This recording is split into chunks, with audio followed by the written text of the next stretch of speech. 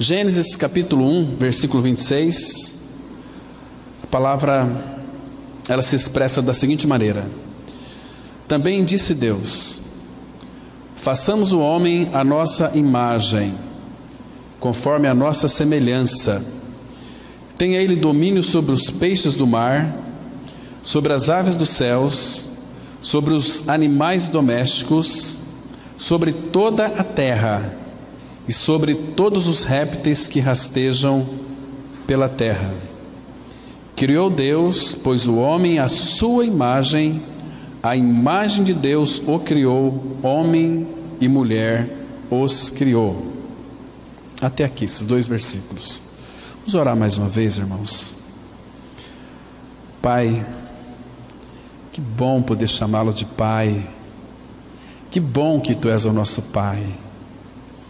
Que bom, Pai, porque o Senhor nos entende, o Senhor nos compreende. O Senhor não faz outra coisa a não ser nos abençoar. Obrigado, Pai, porque um dia nós tivemos esse privilégio de termos os nossos olhos abertos para crer no Senhor Jesus Cristo. Fomos libertos do pecado. Pai, Tu és tão maravilhoso que o Senhor nos amou de uma forma extraordinária, de uma forma de tal maneira que não dá para nós medir o Teu amor. O amor com que Tu nos amaste é um amor eterno, é um amor sem fim, é um amor que está além da nossa capacidade de compreender. Pai, nos ensina a desfrutar no Teu amor. Pai Santo, obrigado pela Tua palavra, que nós temos a liberdade, o privilégio de abri-la, que também os céus estejam abertos, ó Pai, e que também que a Tua palavra frutifique em nossas vidas, trazendo avivamento, trazendo despertamento espiritual, trazendo mais interesse, Pai, pelo Senhor. Pai, fala-nos nessa noite pela Tua palavra, que Teu Espírito a revele para nós. Entregamos nas Tuas mãos esse tempo, pedimos que o Senhor abençoe este pão maravilhoso, este pão que satisfaz e sacia a nossa sede e a nossa fome. Obrigado, Pai, em nome de Jesus nós oramos, amém.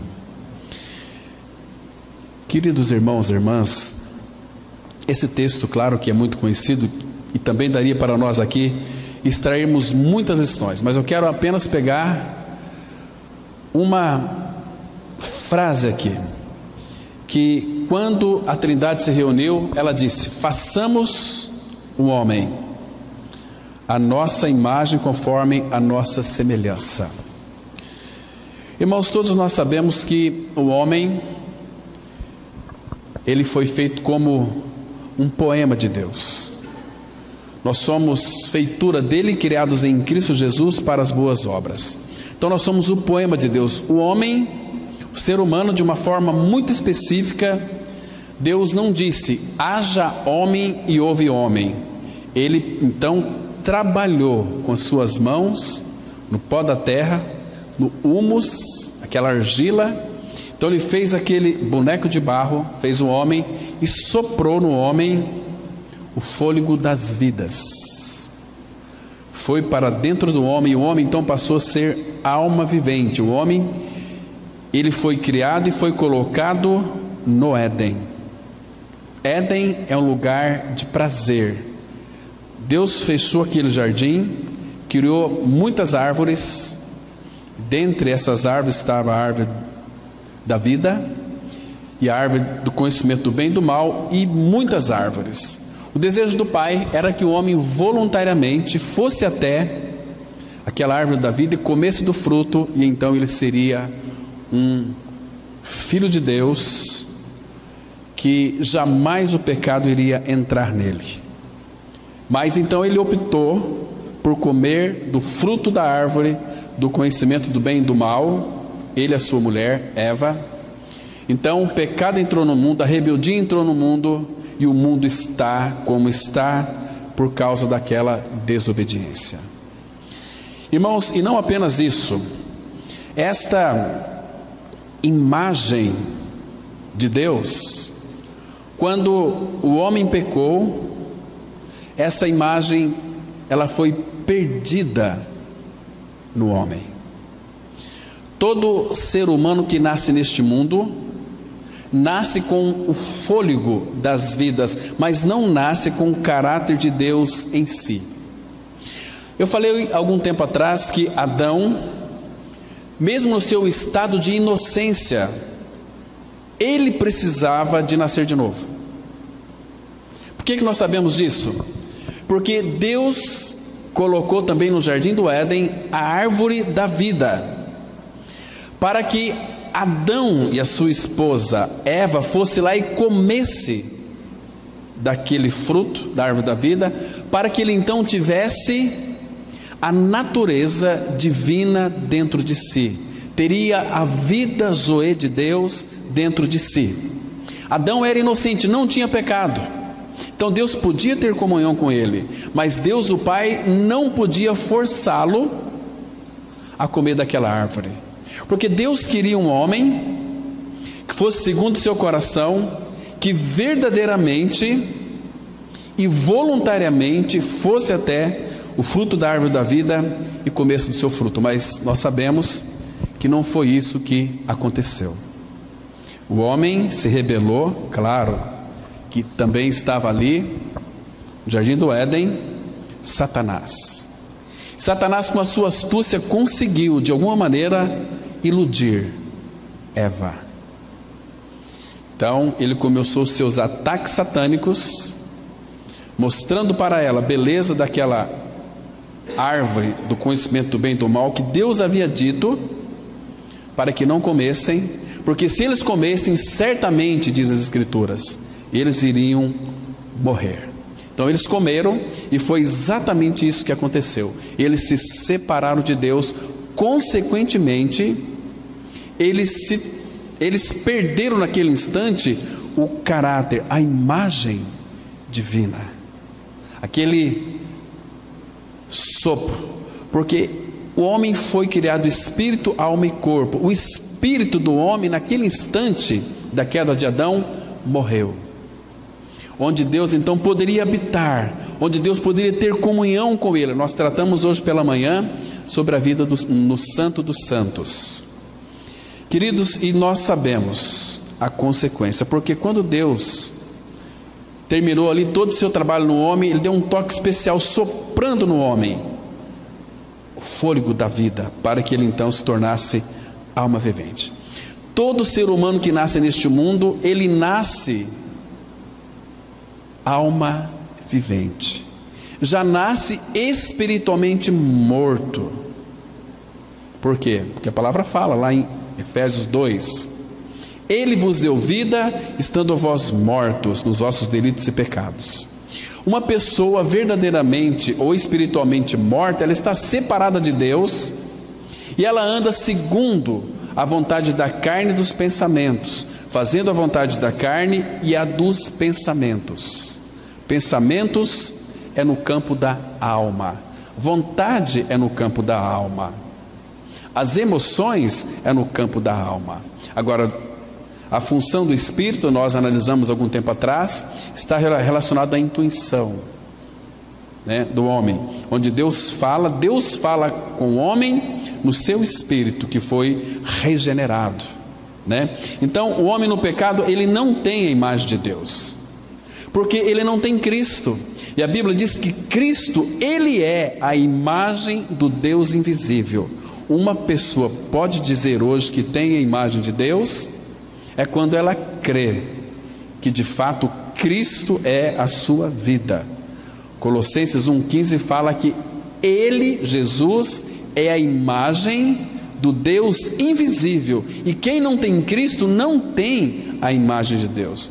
O irmão leu aqui no princípio, na abertura da reunião, aquele precioso texto de Romanos 8:29, que nós fomos chamados por ele, predestinados para ele, conforme a sua imagem, ou seja, ser semelhante a Cristo.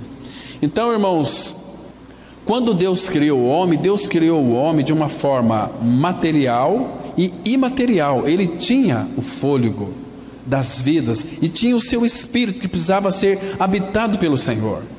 mas o homem, ele morreu por causa do pecado. Esta imagem, semelhança de Deus, elas são a mesma palavrinha que nos aponta para o caráter de Deus, para aquela natureza divina do Pai que habita no homem, onde o homem, tendo a imagem de Deus, ele vai refletir esta imagem, ele vai espelhar esta imagem e ele vai representar esta imagem, vivendo de uma forma adequada, vivendo de uma forma cristã, expressando Cristo. Como que nós podemos expressar Cristo? Primeiro, se Cristo não se manifestar em nós, nós vamos expressá-lo. Mas para isso, irmãos, é necessário que nós então venhamos trazer sempre no nosso corpo o morrer de Jesus, para que a vida de Jesus se manifeste em nosso corpo mortal. E Jesus não vai se manifestar em uma pessoa que não morreu com Ele. Isso é muito claro dentro da palavra de Deus, isso é muito certo. Irmãos, tudo que Deus fez é perfeito. A Bíblia diz que Deus fez o homem perfeito, Deus fez o homem reto, mas Eclesiastes 7:29, a Bíblia diz que o homem complicou tudo, ele se envolveu em muitas astúcias. E essas astúcias que o homem se envolveu é querer se autodirigir. Quando Adão comeu do fruto da árvore do conhecimento do bem e do mal, ele estava assumindo uma postura de se autodirigir. Irmãos, não é assim hoje que o mundo age. Uma pessoa que não tem a vida de Cristo, ela é governada pelos seus sentimentos, pelas suas emoções, pela sua vontade da carne caída. Então ela faz aquilo que ela quer, entende? Então ela sempre vai fugir de Deus, ela não quer o Senhor, mas no fundo ela tem uma necessidade de Deus, ela tem um vazio, ela precisa de algo que venha satisfazer as suas necessidades carentes. E essa carência que o homem tem não é uma carência afetiva, é de Cristo. Porque, irmãos, nada consegue satisfazer o ser humano a não ser Cristo. Porque Cristo, Ele completa, Cristo, Ele é pleno. Quando Cristo é a nossa vida, Ele nos torna pessoas plenamente satisfeitas. Temos uma canção que algumas vezes nós cantamos aqui: satisfação é ter a Cristo, não há prazer maior já visto ou jamais já visto. Cristo no coração, Cristo governando a nossa vida. Ele não apenas governa, mas Ele satisfaz as nossas necessidades. Irmãos, nós temos muitas necessidades. Quando Paulo diz lá em Filipenses 4:19, que o meu Deus, segundo a sua riqueza em glória, há de suprir, há de satisfazer cada uma de vossas necessidades. E quais são as nossas necessidades, irmãos? Primeiro, as nossas necessidades são emocionais. As nossas necessidades afetivas, se Cristo não supri-las, nós vamos buscar satisfazer essas necessidades em outras coisas.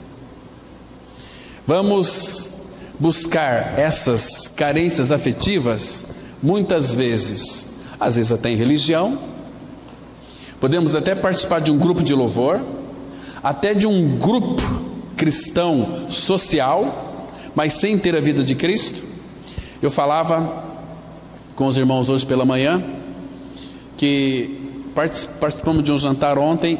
A gente percebe que a carência das pessoas que frequentam comunidades durante muitos anos, que foram até batizadas, mas que elas nunca nasceram de novo, que se elas vierem, ou se Deus a chamá-las, elas não sabem para onde que elas vão. Queridos, e Deus colocou em nossas mãos a sua palavra, para nos trazer convicção, para nos trazer certeza, para nos trazer verdadeiramente uma revelação daquilo que Cristo é e fez por cada um de nós. Tudo está nas Escrituras Sagradas. Agora, uma pessoa que ela é anímica, ela tem necessidade de Deus, ela tem sede de Deus. A gente vai ver aqui como que as pessoas tentam buscar a Deus e buscam a Deus e nunca vai encontrar Deus, porque a única maneira de nós irmos até o Pai é através de Jesus Cristo, porque Ele é o caminho, Ele é a verdade, Ele é a vida, e sem Ele ninguém, absolutamente ninguém consegue ir ao Pai. Então Ele diz que Ele é a porta. Queridos, essa porta, lá em Mateus 7, 13, 14, é uma porta muito estreita, é uma porta que não tem como nós passarmos, ela é tão estreita que ela nos aperta tanto que nos leva à morte. Mas é exatamente isso que Cristo veio fazer. Ele veio matar a sua natureza pecaminosa e perversa e rebelde. Ele crucifica junto com Ele na cruz do Calvário. Porque, irmãos, quando Adão pecou, vamos colocar aqui para que os irmãos entendam, todo pecador que vai receber a sentença do Pai, porque quem nele crê não é julgado, quem não crê já está julgado, só vai ouvir a sentença. Por isso que Cristo não veio para condenar o mundo, para julgar o mundo, Ele veio para salvar o mundo. Vamos supor aqui, meus irmãos, que existem no dia do juízo alegações de pecadores que possam argumentar da seguinte maneira: eu não tenho nada a ver, ó Deus, com o pecado de Adão, foi Adão que pecou, por que eu sou culpado? Porque quando Adão pecou, você faz parte dessa gênese, você estava em Adão. Mas, queridos, porque Deus é justo, Ele enviou o seu Filho Jesus Cristo para morrer numa cruz, para que aqueles que creem, que foram incluídos, inseridos naquela morte, no Calvário, no corpo de Cristo, pudessem ser libertos do pecado. Isto para nós não custou nenhum preço. A salvação, ela é inteiramente de graça, mas não foi de graça para o nosso Senhor. Ele pagou um alto preço. Falávamos hoje à tarde com jovens que este mundo é tão terrível, é tão perverso, esse mundo é aflição, Egito é aflição. Jesus disse que no mundo nós teríamos aflição, é o que nós temos. Mas, queridos, Deus fez deste mundo uma grande bênção para nós sermos aperfeiçoados. No nosso trabalho somos aperfeiçoados, porque ali você vai encontrar, Deus vai trazer pessoas chatas, pessoas que não gostam de você, para exercitar o fruto do Espírito, que é amor, em você, para que você ame essas pessoas chatas. Nós não temos nenhuma dificuldade em amar pessoas que são amáveis. Pessoas que amáveis, é gostoso amar pessoas amáveis. Amar os irmãos em Cristo é uma maravilha. Eu quero ver você amar aquele que por detrás de você fala mal, aquele que às vezes lhe trata com tanta indiferença, entende? Então Deus vai providenciar neste mundo, e este mundo, irmãos, existe tantos instrumentos de Deus. Às vezes Deus usa até o diabo para tratar com você, Ele permite isso, como fez com Jó. Porque Jó era um homem bom, reto, justo, temente a Deus, que se desviava do mal. Não existe salvação para quem é bom, reto, temente a Deus, desvio do mal, que é pessoas íntegras. Essas pessoas não vão entrar no céu. Mas até quem teme a Deus, exatamente. Conheço muitas pessoas que temem a Deus, mas que nunca nasceram de novo. Conheço muitas pessoas que foram batizadas, que aceitaram Jesus e que confessam e professam, estão numa vida desempenhando um papel religioso maravilhoso, exemplar, mas que nunca nasceram de novo. Porque aquele trabalho que é desenvolvido dentro das comunidades é para trazer um lenitivo psicológico, ou uma catarse psicológica, ou uma salvação psicológica. Eu me sinto bem fazendo isto. Isso é ilusão. Jó, Deus permitiu que Satanás tratasse com Jó, tocasse nele. Jó ficou ali coçando as suas feridas com um caco de telha. E ele colocava a culpa em Deus, chamou Deus de injusto, disse para Deus: ó Deus, pese-me em balanças fiéis e tu conhecerás a minha integridade. Você não conhece a minha integridade, Deus. Pese-me em balanças fiéis e você vai saber quem eu sou. E Deus calado. E Jó falou. Queridos, foram 37 capítulos, Jó falando, os amigos de Jó falando, e Deus em silêncio. O silêncio de Deus é ensurdecedor. Mas quando Deus começou a falar, Ele começou a fazer perguntas para Jó. Jó, eu vou cinge teus lombos como homem, porque você não é homem. Cinge como, eu vou falar, eu vou lhe perguntar e você vai me responder. Jó, primeira pergunta: onde estavas tu quando eu lançava os fundamentos da terra? Onde é que você estava? Diz-me se é que você sabes. E todas as perguntas que Deus fez, Jó não respondeu nenhuma, ele tirou 0. Então, qual foi a resposta de Jó para o Senhor? Ele disse assim, em Jó capítulo 40, versículo 2 e 3: eis que eu sou indigno. Percebe? Ele não era mais um reto, íntegro, temente a Deus, que se desviava do mal. Ele disse: eu sou um indigno. Então agora tem salvação para você, Jó, porque eu vim buscar e salvar o que se havia perdido. Deus não veio buscar pessoa justa, Deus não veio buscar pessoas íntegras, pessoas retas, pessoas que temem a Deus. Não, Ele veio buscar pecadores, veio buscar pessoas indignas, como o filho pródigo também. Vocês se lembram? Quando ele saiu de casa, porque Jó era filho antes da fundação do mundo. Todos nós que cremos somos filhos de Deus. Desde quando que nós éramos filhos? Desde a fundação do mundo, diz o salmista. Mas o pecado entrou no mundo, Deus não foi pego de surpresa. Então, de alguma maneira, Ele permitiu que você ouvisse o Evangelho da graça e pudesse crer, e fosse unido então a Cristo. Vocês estão me compreendendo, irmãos? Isso é precioso. Mas, queridos, o Cordeiro foi morto desde a fundação do mundo, e quando o pecado entrou no mundo, nós nascemos pecadores.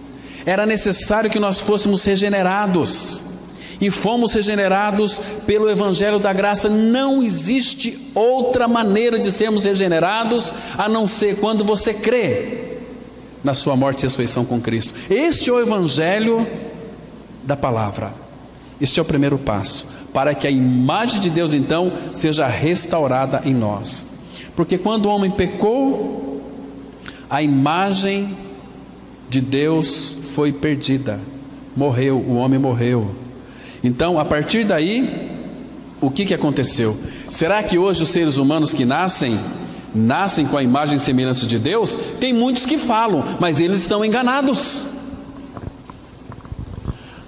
Nós temos que conhecer as Escrituras, irmãos.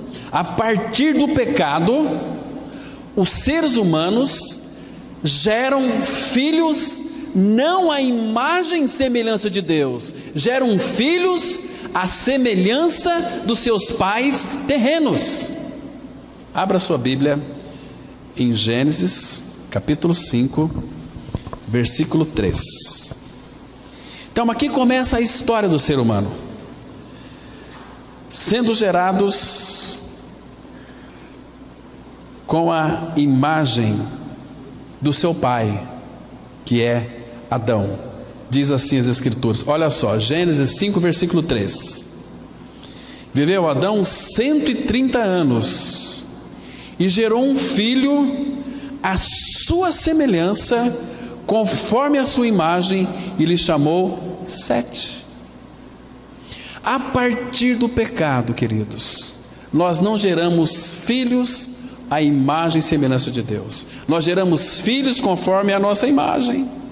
Como Adão gerou um filho conforme a sua imagem, uma imagem caída, uma imagem decadente, uma imagem pecadora, uma imagem que a cada dia que passa vai se deteriorando até a sepultura. Isso que o ser humano gera. Mas, queridos irmãos e queridas irmãs, o homem no pecado, ele tem uma carência de Deus muito grande, porque a partir da queda, todo ser humano que nasce neste mundo traz a imagem do seu pai terreno. Vamos dar um pulo lá em 1 Coríntios 15, versículo 49. A palavra vai mostrar de uma forma tão clara aqui para nós, que nós trouxemos a imagem do que é terreno, não do que é celestial. E nós precisamos de compreender as Escrituras, de pedir ao Espírito do Senhor que revele aos nossos corações a palavra. Diz assim, 1 Coríntios 15, verso 49: e assim como trouxemos a imagem do que é terreno.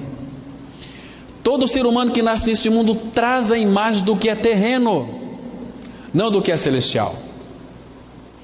Claro que aqui diz que nós devemos trazer também a imagem do celestial, mas para nós trazermos a imagem do celestial, precisamos de ganhar uma experiência real de regeneração, de novo nascimento, para termos a vida de Cristo.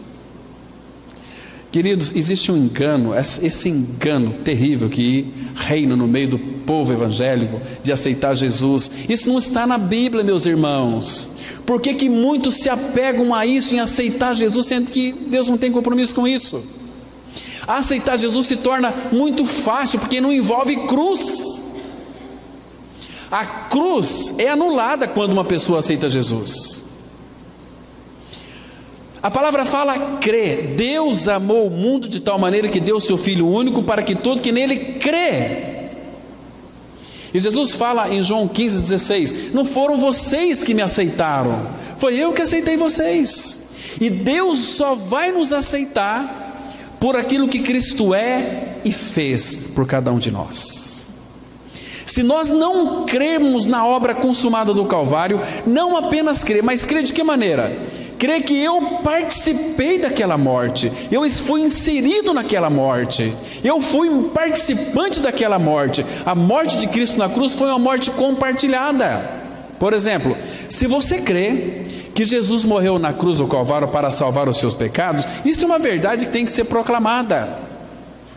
Mas eu creio que Jesus morreu na cruz para me libertar dos meus pecados, é uma verdade. Mas isso ainda não vai me trazer salvação. O que vai me trazer salvação é que o Espírito vai me convencer de que eu sou um pecador, e que o salário do pecado é a morte, que Cristo morreu na cruz sim, para os meus pecados, mas que eu também morri com Ele, então a conta foi paga. Estão me compreendendo? A Bíblia diz em Jeremias 30 que cada um será morto por sua própria iniquidade.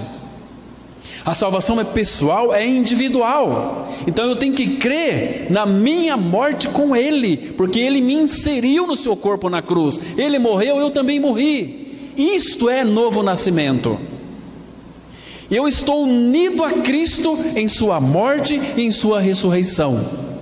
Sem isso, nós podemos ser simplesmente evangélicos. Não somos filhos de Deus. Queridos irmãos, a imagem do terreno nos fala de uma vida vazia de Deus. Portanto, ela é voltada para as coisas terrenas, que certamente os leva à morte, e a inclinação da carne é para a morte. Romanos 8, 5 e 6. Os que se inclinam, o pendor da carne é para a morte, o que se inclina para o Espírito é vida e paz. E o Espírito Santo vai nos guiar sempre a toda a verdade. Quando nós saímos da verdade, irmãos, nós vamos começar a ouvir muitas vozes e dar ouvidos a muitas vozes. Dessa maneira assim, olha, Deus mandou te dizer para você nesta noite. Tudo que Deus mandou dizer para você nesta noite está escrito na palavra. E se nós tirarmos os olhos da palavra de Deus, nós vamos dar ouvidos a vozes. Deus mandou falar para você nesta noite que vai, começa aí, meus irmãos. Você que tem problema, Deus está me mostrando que tem gente com problema aqui, e são os apelos mesquinhos e diabólicos, carnais, humanos. Deus manda dizer na sua palavra que aquele que não nascer de novo não pode ver o reino de Deus. Foi Jesus quem disse: aquele que não nascer de novo não pode entrar no reino de Deus. Eu acho que vale a pena nós sabermos o que é o novo nascimento. Para nascer, diz Paulo, tem que morrer. Ele diz em 2 Coríntios 5,14: o amor de Cristo nos constrange, julgando nós isto: um morreu por todos, logo todos morreram.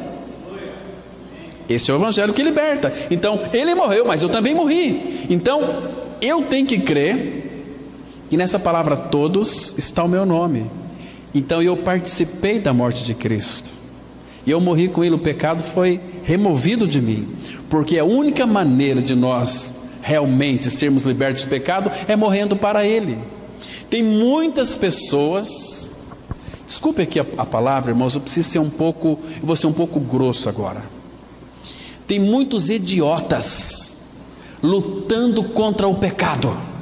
Contra o pecado não se luta, se morre. Se fosse para você lutar contra o pecado, Jesus não teria morrido numa cruz. A palavra fala assim em Romanos 6,6 que o velho homem foi crucificado para que o corpo do pecado fosse destruído. Queridos, e Paulo ele faz uma pergunta lá em Romanos 6, versículo 2: como poderemos viver ainda no pecado, nós, os que para ele morremos? Você morreu para o pecado. E em 6,14 de Romanos diz assim: porque o pecado não terá domínio sobre vós. Então existe um que venceu o pecado por mim. Então eu não tenho que lutar contra ele, eu tenho que obedecer a Cristo, tenho que me envolver com o Senhor. Agora, quando nós damos vazão à nossa alma, uma alma não tratada, ela vai pecar, ela vai cobiçar, ela vai ver defeito em tudo, ela não consegue amar aquilo que é próprio seu. Toda alma é nariz empinado. Hoje nós vimos pela manhã que o Espírito é o Santo dos Santos, onde Deus habita. É o céu dos céus, mas também no nosso espírito. E que a alma está bem pertinho. Tem o Espírito, a alma e o corpo. Nós somos tripartidos. Mas, queridos, a alma ela tem uma tendência de olhar sempre para cima, porque a alma é muito arrogante. Ela tem seus direitos. A nossa alma é terrível. A alma é aquilo que você é, o teu pensamento, a tua emoção, a tua vontade. A nossa alma tem que se inclinar para o Santo dos Santos, para viver neste ambiente celestial, para contemplar as belezas do Senhor, para contemplar a sua glória, a sua face, para verdadeiramente buscar a sabedoria do Pai e inclinar para baixo. Aí sim, irmãos. Mas hoje as almas estão pulando, as almas querem satisfazer a elas mesmas. E uma das coisas que Satanás vai usar, meus irmãos, é o louvor. É o louvor. Irmãos, o pecado que entrou no mundo pela desobediência de Adão afastou-nos de Deus. Cada um de nós fomos afastados de Deus. Vamos abrir aqui, por favor, abra comigo em Isaías 59. A Bíblia vai mostrar que as nossas iniquidades é quem faz separação entre nós e o nosso Deus. O problema não está no Senhor. Versículo 1 fala que a mão do Senhor não está encolhida que não possa salvar, nem surdo o seu ouvido que não tem poder para ouvir, para não poder ouvir. Mas o problema está aqui, Isaías 59:2. Mas o problema está aqui nesse mas as vossas iniquidades fazem separação entre vós e o vosso Deus. É o pecado de Adão que nos separa de Deus. Cristo veio para remover isso de nós. E os vossos pecados encobrem o seu rosto de vós, para que vos não ouça.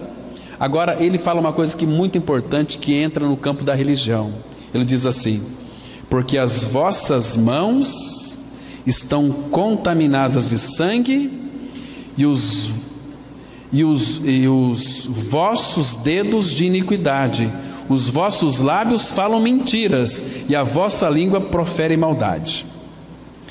Tem muitas pessoas que pensam e até pregam que as vossas mãos estão contaminadas de sangue. O que significa violência? Não é violência que está se referindo aqui.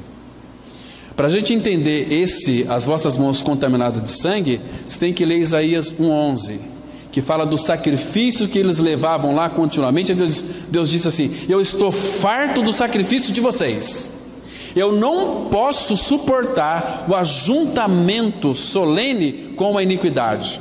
Eles faziam sacrifícios e matavam animais, e as mãos estavam cheias de sangue dos animais, era contaminada com sangue. Aqueles sacrifícios Deus não aceitava, porque Deus olhava para o coração deles.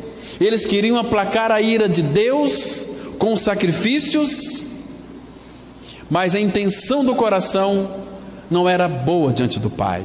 Eles não queriam o Senhor, não queriam adorar o Senhor, não queriam ser governados pelo Senhor. Então eles ofereciam sacrifício, porque foram ensinados assim, como muitos. Olha, irmãos, nós tivemos recentemente aqui na nossa cidade um show gospel, e onde eu vi muitos testemunhos. Eu não estou criticando, porque se fosse do Senhor nós iríamos aqui até aplaudir. Estou sendo muito sincero e falando com muito amor, então não fique com raiva de mim. Creio que o Espírito do Senhor fala pelo meu intermédio. Essa aqui é uma opinião, você pode considerar como uma opinião até então. Queridos, mandaram para mim vídeos do povo de Deus ali louvando, adorando o Senhor.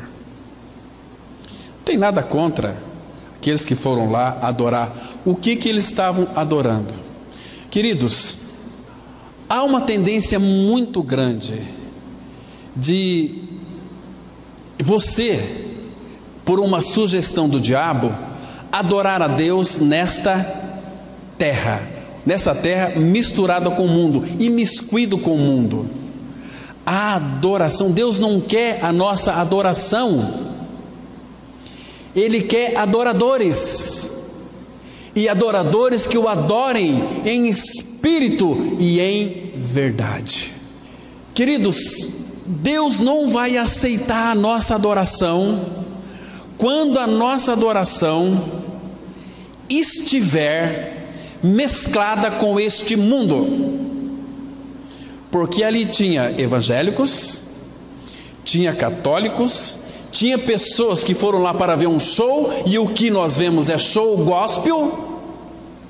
Tem luzes, tem claridade, as pessoas nos eflúvios da alma. É Deus que nós estamos adorando. Não é Deus que estamos adorando, porque um filho de Deus, um santo em Cristo Jesus, jamais iria se misturar com este mundo, não iria participar de um show gospel.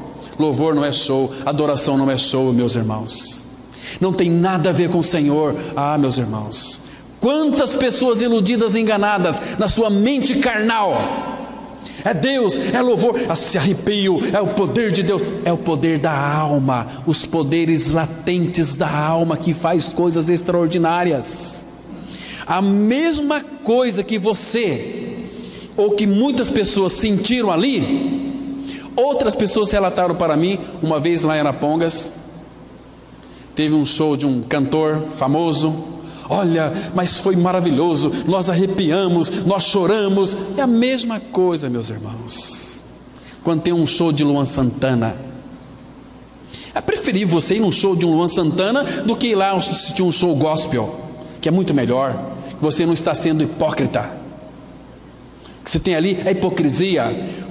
Como que Deus pode receber uma adoração dessas, irmãos, de pessoas vazias do Evangelho da Graça, que quem de fato passou pela cruz não participa dessas porcariadas todas que Deus abomina? Ele não pode receber uma adoração onde tem uma mescla com o mundo, meus irmãos. Onde é que nós estamos, irmãos? Abra sua Bíblia em Isaías, capítulo 1. Vamos ler alguns versículos aqui, irmãos. Isaías, capítulo 1,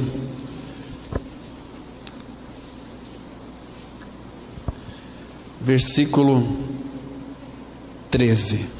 1, verso 13, que diz assim a palavra: não continueis a trazer ofertas vãs, o incenso é para mim abominação, e também as festas da lua nova, os sábados e a convocação das congregações.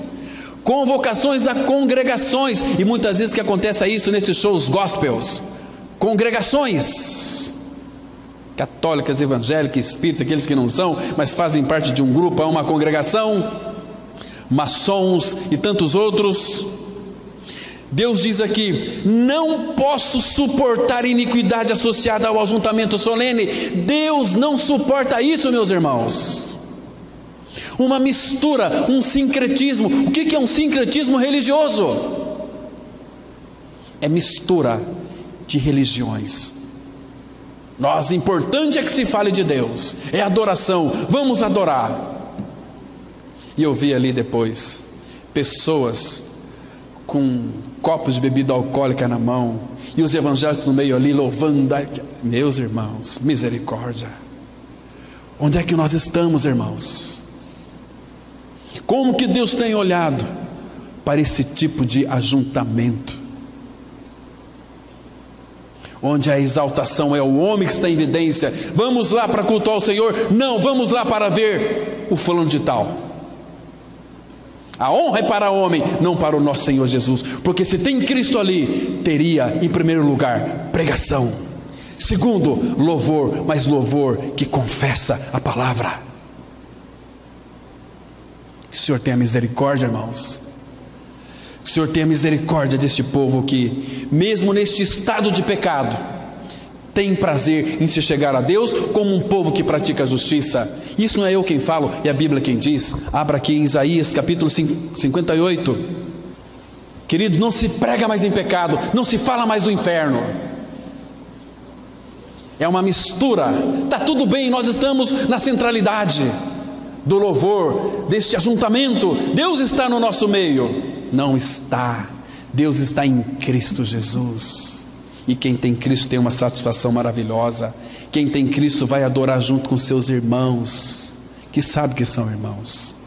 Versículo 1 de Isaías 58. Diz assim a palavra: clama a plenos pulmões, não te detenhas, ergue a voz como a trombeta, e anuncia ao meu povo a sua transgressão, e à casa de Jacó os seus pecados. É para clamar, dizer que eles são pecadores, a sua transgressão. Agora olha o versículo 2: mesmo neste estado, que estado? De pecado. Mesmo neste estado de pecado, ainda me procuram dia a dia. Tem prazer em saber os meus caminhos, como povo que pratica a justiça e não deixa o direito do seu Deus. Pergunto-me pelos direitos da justiça. Tem prazer em se chegar a Deus. Eles têm prazer em se chegar a Deus como um povo que pratica a justiça, mas estão em pecado, nunca foram lavados da sua imundícia. Estão lá igual bodes, só falta virar piruleta. A gente vê hoje as pessoas, a alma, irmãos, quando ela começa a entrar em transe, mas para isso tem que ter um clima, tem que ter um ambiente, luzes. Hoje é muito comum as igrejas pretas, né? Misericórdia! E apaga tudo em luz, tem até fumaça, e pessoas se jogam no colo da outra, e pula para cá, igual bode. Como é que Deus está olhando para isso? O Deus que é 3 vezes santo. Meus irmãos, é hora de nós despertarmos do sono, porque a nossa redenção está se aproximando. Nós fomos chamados para uma vida de santidade com o nosso Deus e Pai. O que estão fazendo com eles, irmãos? Adoração. Adorar o quê? Adorar um Deus desconhecido, como aquele eunuco.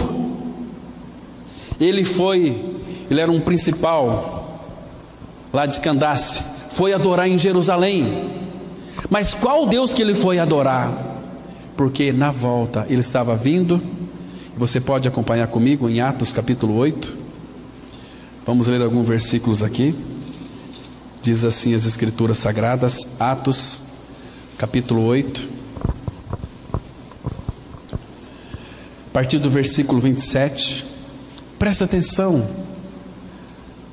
Atos 8, 27. Eis que um etíope, eunuco, alto oficial de Candace, rainha dos etíopes, o qual era superintendente de todo o seu tesouro, que viera adorar em Jerusalém. Uma vez por ano tinha as festas dos tabernáculos, eram 3 festas, eles vinham adorar. O eunuco também veio de muito longe, veio adorar em Jerusalém. Agora, irmãos, o que ele adorou em Jerusalém? Ele não era nascido de novo, e o texto continua. Estava de volta sentado no seu carro, vinha lendo o profeta Isaías. Então disse o Espírito a Felipe: aproxima-te desse carro e acompanha-o. Correndo Felipe, ouviu lendo o profeta Isaías e perguntou: compreendes o que vens lendo? Ele respondeu: como poderei entender se alguém não me explicar? E convidou Felipe a subir e a sentar-se junto a ele. Ora, a passagem da escritura que estava lendo era esta: foi levado como ovelha ao matadouro, e como um cordeiro mudo perante o seu tosqueador, assim ele não abriu a boca. E a partir dessa escritura, Felipe, no versículo 35, claro que depois o eunuco ele perguntou para Felipe no verso 34. Então o eunuco disse a Felipe: peço-te que me expliques a quem se refere o profeta. Fala de si mesmo ou de algum outro? Presta atenção, irmãos. Ele vinha lendo o profeta Isaías, ele tinha ido adorar, mas ele não tinha nada, ele era um vazio. E aí Felipe diz assim, verso 35: então Felipe explicou, e começando por essa passagem da escritura, anunciou-lhe a Jesus. Eu sei que talvez esse eunuco, quando foi adorar no meio daquele povo lá, talvez ele se alegrou, mas foi uma alegria muito passageira. Mas depois, verso 36, seguindo eles caminho fora, chegando a certo lugar onde havia água, disse o eunuco: eis aqui água, que impede que eu seja batizado? Ele disse para Filipe: olha, tem aqui água, eu quero ser batizado, porque agora alguma coisa aconteceu em mim, quando você falou para mim de Cristo, de Jesus. Eu quero ser batizado, o que impede? Se tem algo que impede, eu quero resolver isso agora. Aí Felipe falou para ele o seguinte: olha, tem que fazer um curso de batismo, né? Tem uma cartilha para você ler, tem que, você sabe, uma semana aqui de disciplina para você entender o que é o batismo. Nada disso, isso é religião quem faz. Filipe respondeu, verso 37, é lícito, se crês. Filipe não disse para ele: aceita Jesus, desce as águas, está tudo bem. Não, se crês. A palavra crer significa estar unido a alguma coisa. Claro que Filipe anunciou Cristo. Se crês de todo o coração. E respondendo, ele disse: creio. O que ele creu? Creio que Jesus Cristo é o Filho de Deus. Creio em Jesus Cristo, aquilo que ele é e fez. Então mandou parar o carro, ambos desceram a água, Filipe batizou o eunuco. Agora veja a consequência. Quando saiu da água, o Espírito do Senhor arrebatou a Filipe, não vendo mais o eunuco, e o eunuco, foi seguindo o seu caminho, cheio de júbilo, porque ele foi justificado, ele foi crucificado com Cristo, morreu, ressuscitou, ele foi batizado porque creu em Cristo. Esta é uma salvação genuína e verdadeira, sem retoques humanos, porque está escrito na palavra de Deus, irmãos. Sincretismo religioso, Adore ao Senhor nessa terra. Misturado com todo mundo aí, não, irmãos, nós não podemos. Quando o povo de Israel foi para o Egito, aquele povo lá viu aquelas harpas, viu os instrumentos.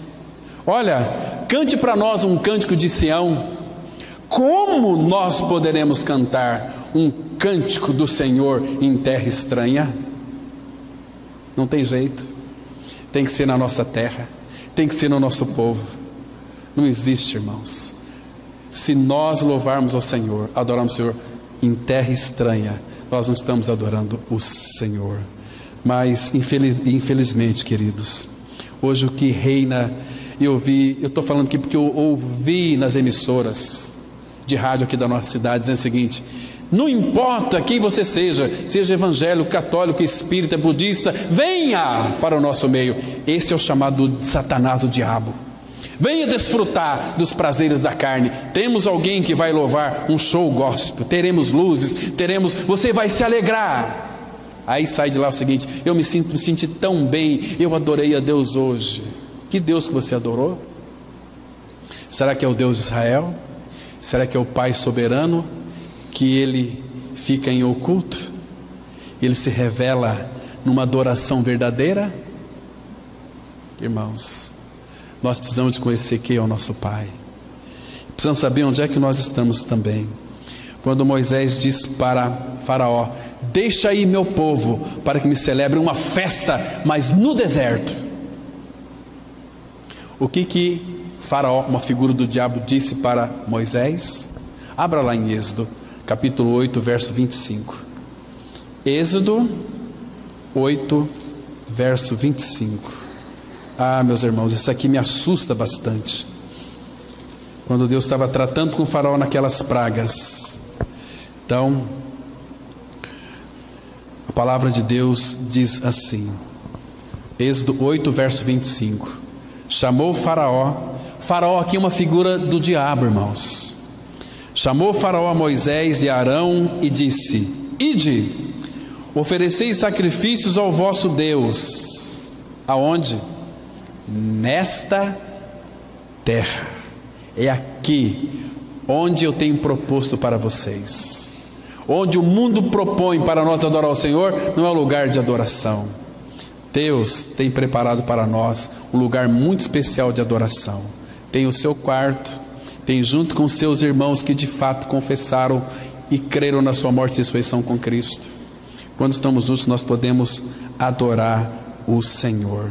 Irmãos, Deus não aceita mistura, Ele não aceita sincretismo religioso. E para nós termos a imagem de Deus em nós, é tendo Cristo. Deixa eu, só para nós encerrarmos, Colossenses capítulo 1, a partir do verso 13.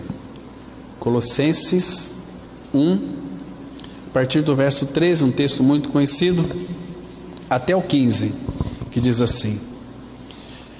Colossenses 1, verso 13, a palavra de Deus diz: Ele, o nosso Senhor Jesus, nos libertou do império das trevas e nos transportou para o reino do Filho do seu amor, no qual temos a redenção, a remissão dos pecados. Jesus, este é a imagem do Deus invisível, o primogênito de toda a criação. Irmãos, quem que é a imagem de Deus? Cristo. Nós só podemos ter a imagem de Deus restaurada em nós é quando temos Cristo. O que eu tenho que fazer para ter Cristo? Crendo que eu já estou crucificado com Cristo e vivo não mais eu, mas Cristo vive em mim. Cristo é a imagem de Deus, e quando eu tenho Cristo, eu tenho a imagem de Deus restaurada em mim. Amém? Vamos ter uma palavra de oração. Oh Pai, como nós precisamos ser tratados por Ti. Tem misericórdia de nós, Pai. Nos ajuda cada dia mais a Te conhecer. Coloca este anseio em nosso coração por Ti mesmo. Inclina o nosso coração para Ti mesmo. Oh Pai, o Senhor nos comprou e nós somos teus. Que o Senhor, pelo teu Espírito, venha governar as nossas vidas, venha dirigir as nossas vidas. Traz direção para a vida da igreja, traz direção, Pai, para as nossas famílias, traz direção para os nossos pensamentos, para os nossas conversas, para as nossas atitudes. Oh meu Pai, Tu és tão maravilhoso, Tu és o Pai de amor, e Tu nos pede para que permanecemos no Teu amor. Obrigado, porque o Senhor é um Pai tão maravilhoso, tão dócil, um Pai que tem cuidado de nós. Obrigado, Pai, porque o Teu amor é eterno. Por isso nós temos uma profunda convicção de que Tu nunca nos deixará de amar. Obrigado, Pai. Em nome de Jesus nós oramos. Amém.